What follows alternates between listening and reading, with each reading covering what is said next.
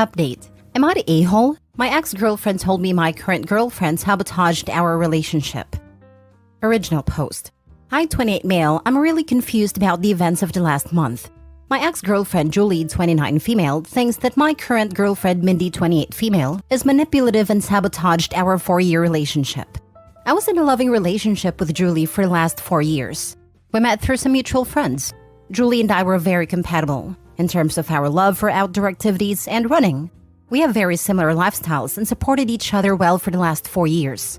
We have also been living together for the last 3 years. We even discussed getting married during the summer. Everything was great and I was planning to propose to her over the holidays. However, I started to see changes in behavior in Julie around September. She was acting distant and looked stressed. It was quite noticeable and I was worried. I trust her with all my heart and I could not imagine she would be cheating on me. However, she did spend more time by herself. Around the same time, Julie's friend Mindy messaged me privately and asked me if I could meet with her secretly as she wanted to tell me something about Julie. Mindy and Julie work together, and I have known Mindy ever since I started dating Julie. I was surprised, but to be honest, I assumed the worst. I met her at a cafe after work. She asked me if things were going okay between Julie and me. She told me that Julie told her she was planning to leave me soon. This was a total shock to me. I asked her if there was anyone else that Julie was interested in, and she told me no. Julie confided in her that she was not sure about marrying me. She told me she just had to tell me this as she did not want me to be blindsided. I was devastated.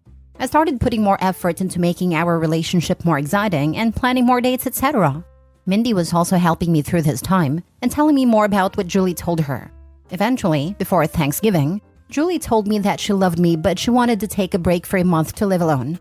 She said that she just wanted to live alone for a month to make sure she wanted to marry me. I was completely heartbroken. I asked her if she wanted to pursue someone else. She told me that was not the case, and I better not do anything stupid either. She loves me with all her heart, but she just wants to stay away from me to make sure that she is marrying me for love, and not because she is used to being with me. I did not understand that at all. I told her that if she is not sure after 4 years if she wants to marry me, then maybe we should just break up. We had a big fight and broke up after a few days. As our lease was ending, we decided to part ways in December. She got a new apartment and I kept our old apartment and just took her name off the lease. After the breakup, I was feeling very lonely as I was not used to being in the apartment alone. I didn't want to keep on being sad and hence invited a bunch of friends for a New Year's party. I also invited Mindy. We had a good time, but my friends were doing their best to cheer me up. Mindy also mingled with my friends and it was good. Mindy decided to stay back to help me clean up and we hooked up that night. I felt guilty, but Mindy did cheer me up. Since then, we have hung out almost daily at my place. I'm still sad about Julie, but I won't lie that being with Mindy does make me feel happy. She's sweet and caring. Last Sunday, we woke up and someone was banging on the door. I went to open it, and it was Julie. She looked furious and started yelling at me. She kept on accusing me of cheating on her. I told her I most certainly did not cheat on her, and she was the one who broke up with me. Mindy was also at my apartment. Julie was just angry at both of us. She started calling Mindy a manipulative witch and told me that Mindy was the one who suggested to her that she should take some time away from me to understand her true feelings. I calmed her down and asked her to explain herself. She told me that ever since our marriage talk, she told Mindy about it and Mindy kept on asking Julie if she was sure about marrying me. Mindy suggested she take some time to herself to understand her true feelings and that I will understand and give her space. When I said no, Mindy convinced her that I was so controlling that I could not even give her 1 month to herself and convinced her to break up with me. Mindy told me that she did not say any such things and these were all Julie's ideas and she was just there during these conversations. She did tell Julie that she told me about some of the things so that I get a chance to make things right with her over the last few months. That made Julie more angry and she started accusing me of emotionally cheating on her. Julie told me that the last few weeks have made her realize that we were meant to be together, but she now cannot believe I could move on from a 4-year relationship in a week. On one hand, I want to believe Julie, but she broke up with me for no fault of my own. Mindy was there for me when I was down, but now I also doubt her. She suddenly started talking to me out of the blue as we were never really close before, and immediately became my support after the breakup, although Julie was her close friend. Am I the a-hole to emotionally cheat on Julie? Should I have told her about Mindy's texts? Should I have not moved on from her so quickly even though Julie broke up with me? I was just hurting, and Mindy was right there to support me. I need advice from someone with a clear mind on what the heck is going on. Now for the top comments before reading the update. It does sound like Mindy manipulated the situation in her favor. She got Julie out of the picture and you in her bed. Yikes. OP has been played. Both OP and Julie got played. Mindy was playing chess, while OP and Julie were playing checkers. Mindy played you both. It is kind of obvious from what you wrote. Yep, the level of obliviousness from OP is kinda shocking. I bet when in several years, Mindy will go full out Gone Girl on him. He will be all surprised Pikachu face, but there were no red flags at all. In 5 years, we will be here again to, again, call OP an idiot. See you then. Now for the update. I, 28 male, posted last week regarding my girlfriend Julie, 29 female, accusing her friend and coworker Mindy, 28 female, of sabotaging our relationship. Julie broke up with me in December after a 4-year relationship, and Mindy reached out to me when I was feeling down. However, when Julie realized Mindy was talking to me, she confronted both of us last Sunday morning and told me that Mindy manipulated her to break up with me. The worst part was, I was not thinking straight after the breakup, and ended up hooking with Mindy after a New Year's party. After the incident, I asked Mindy that I needed some time and did not meet her since. Then I made a following post on Reddit and had 3,000 people call me an idiot. I'm sorry for the long post, but I wanted to say that we were not idiots to not see what happened. You guys read an abridged version of events in 5 minutes, while we lived it for the last 7 months. I messaged Julie every day since then to try and talk to her. She did not reply to my messages. I was not sure if she blocked me. Mindy was constantly trying to message me asking if we could meet and talk about it. On Wednesday, one day after posting, I decided to message Mindy. I told her to tell me everything she said to Julie truthfully. I told her I would go no contact if I found out that she was lying. Mindy wanted to meet in person or talk to me on the phone, but I wanted everything in writing. She messaged me that Julie always said good things about me for all these years. When Julie told her about us talking about getting married in 2024, she was happy for both of us. However, Julie started telling her that she had cold feet and was not sure if she wanted to marry me because of issues she observed about her parents' marriage. One day, Julie told her she wanted to take a break from me. She was not sure about her true feelings for me. That was the time Mindy told me about Julie's behavior as she felt bad for me, as we were already telling our families about the engagement plans. After our fight, she said that Julie was extremely upset and told Mindy that she would never marry me. She said that the only reason Julie came back was when she heard I was moving on, as she's jealous of us. She also said that I was a good guy, and hopefully I see that what we have is something special. I just said okay, and told her I needed time. I kept on messaging Julie once a day to at least talk to her once.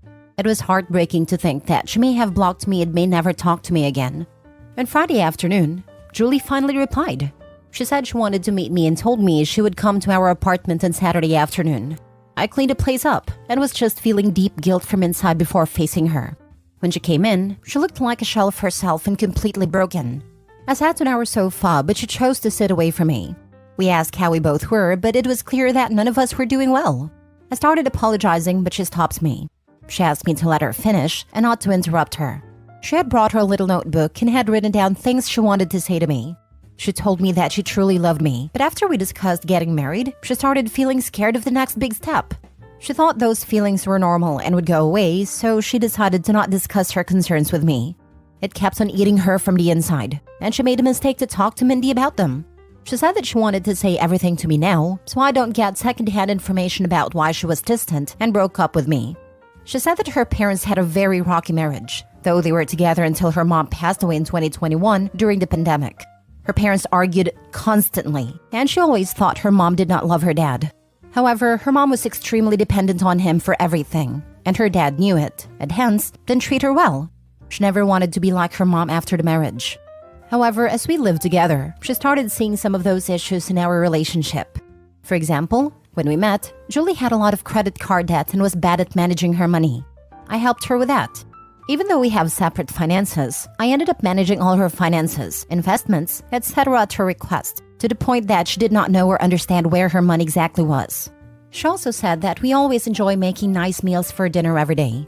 However, whenever I work late, she completely loses any motivation to cook and ends up eating cheese and crackers like a toddler for dinner. She also complained that in the last 4 years of our relationship, I've never said no to her for buying anything. She feels that I cuddle her and she just got comfortable with all the luxuries and things I can provide for her. She talked about this with Mindy, and while Mindy initially just listened to her, she told her around September that one of her cousins also had the same issue. She decided to stay away from her fiancé for a month, and within a week she realized how much she missed him and never had doubts again. When Julie asked for a break, all she wanted to do was to live with her best friend for a few weeks, to see if she was just too codependent on me. She knew I was planning to propose during our Christmas trip to my parents' house, and when I told her that she could not take a break, she just freaked out and broke up with me, as she did not want to be engaged without knowing for sure that we won't end up like her parents. After this, she asked me when I started meeting Mindy and how many times we met. I opened my chat messages with Mindy and handed her the phone. I told her I met Mindy only once in September, where she told me that Julie wanted to break up with me because she was not happy with our relationship. I already had noticed Julie's distant behavior, and when I asked her, the only answer I got was, "I'm fine. We are fine." Due to my insecurities, I tried to hold on to Julie and started cuddling her more, planning more expensive dates, and trying to spend more time at home. When Julie asked me for a break and to stay away from me for a few weeks, I thought that was the final step before the breakup, and broke down and fought with her, which led to our breakup and her moving out. At this point, Julie's voice started cracking up. She asked me when Mindy contacted you after the breakup. I pointed her to the messages. Mindy initially just started sending me memes to cheer me up, and I just used to respond with thanks or thumbs up. However, the messages started getting more frequent, and she offered to talk to me in case I needed help. She asked me what I was doing for Christmas and New Year's, and when I told her I was inviting a few friends, she told me that she does not have any plans for New Year's, and I invited her. Julie stopped me there. She told me she did not need to hear the details after that. She told me that when she moved out of our house after our fight, she thought she was just not ready to get married to me. She stayed with her friend for 2 weeks and then got her new apartment in January. She told me that she was miserable and missed me badly. It became more acute when she moved into the apartment alone and could not stay there for even one night. Her best friend is currently staying with her in the new apartment. She realized she could not live without me within a week of living there. When she asked one of our mutual friends on Saturday about how I was doing, she told her about the party and told her Mindy was there. It did not make sense to her why Mindy would be at the party. She concluded that Mindy and I were having an affair during our relationship, and that was the reason Mindy must have tried to break us apart, by constantly telling her that she should not get married if she had doubts. When she saw Mindy in our apartment on Saturday, she completely broke down. However, when she learned that Mindy was also talking to me and telling me the opposite things, she realized how naive she was to throw everything away without properly talking to me first. As hurt as she is seeing me with Mindy, she also does not want to lose me. She kept on calling herself an idiot and apologizing for not telling her concerns to me sooner. I sat next to her and tried to hug her, but she moved away. She asked me if I was willing to still be together, and I told her I would give anything to get her back. She told me she was also willing to forget what happened, but she had a few conditions. Her first condition was that I cut contact with Mindy. I block her everywhere and never contact her again. If I see her standing in front of me, I act as if she's invisible. I was okay with that. Secondly, she has already signed up for individual therapy and is on the wait list. She wants us to do couples therapy so that we can talk about all the concerns we have and work through them. We also decided to hold off our engagement or marriage until we both can get into couples therapy. I was also okay with that too. Finally, she wanted me to forget last month as a bad nightmare and never talk about it again. And if I ever make a "we were on a break" joke, she will hit me in the face. This was the first time we both smiled. I asked her what she was going to do about Mindy as they worked together. She said the biggest punishment for Mindy is to know that she did not succeed in breaking us up. She wants Mindy to see how happy she is with me. She wants Mindy to be there when she flaunts her engagement ring in the office and gets jealous when we get married. We hugged and I felt so relieved that I had a chance to make things right for her. I asked her to stay and she agreed. The rest of the evening was nice. We ordered DoorDash and watched reruns of Top Chef while cuddling in our couch. In the morning, we discussed moving in back together. I want her to move back to our old apartment, but she wants a fresh start and asked me if I was willing to move into her new apartment. Her new apartment is tiny compared to our current apartment and also not in the best neighborhood, but we will talk about it more decide. I also will have to deal with the issue of having two 12-month leases and how to get out of one of them. Currently, Julie went to her apartment after lunch to get some of her stuff for the week, and I'm writing this post. I'm just so lucky that I did not lose Julie despite my terrible actions during the last month. I just hope that I will be able to work things out and get married soon, and this whole incident is a small bump in our perfect relationship. I also don't know how to address the issue where she feels cuddled by my behavior and feels like I'm making her codependent on me. It's just my personality, and I need to work on that during couples therapy. However, any tips from you guys are welcome on how to make her feel less codependent.